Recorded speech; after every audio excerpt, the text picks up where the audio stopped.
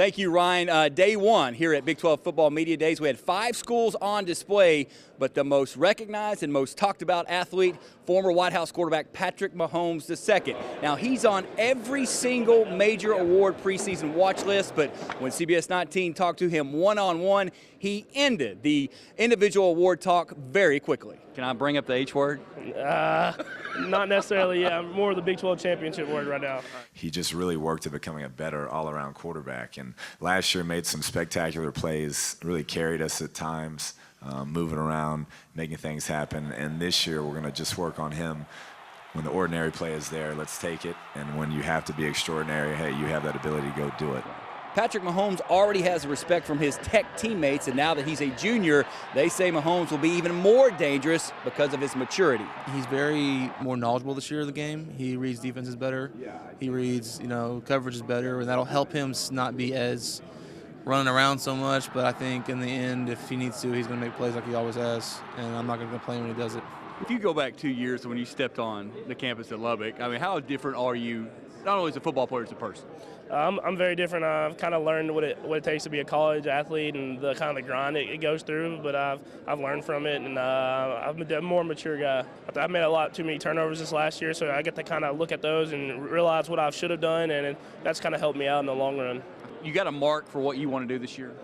Not necessarily. I mean, really, it's just me going out there winning. And we never had a Big 12 championship in Lubbock, and kind of like in White House, never had district championships. So I'm kind of trying to bring another championship to a team that hasn't had one before. Look at you bringing up the Wildcats there. Yes, sir. You haven't forgot where you come from. No, not at all. Not at all.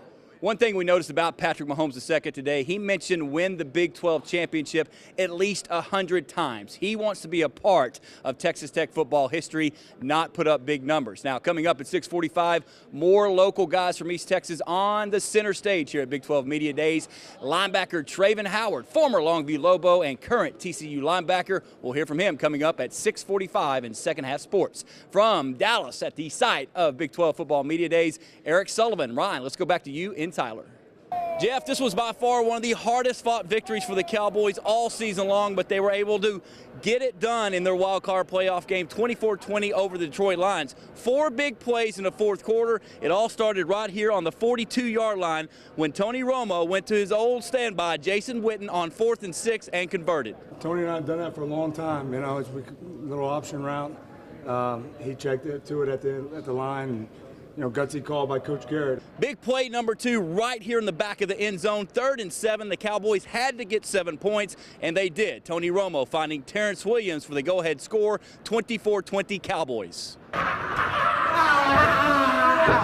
figured that Tony was about to throw the fade to Dez whenever he slid up, and so I was trying to just get on my back foot, and the ref, he caught it, but it's like one of those things that I didn't let it get to my mind, and I told Tony in the huddle that if he gave me a chance, I got him, and I'm sorry for doing that.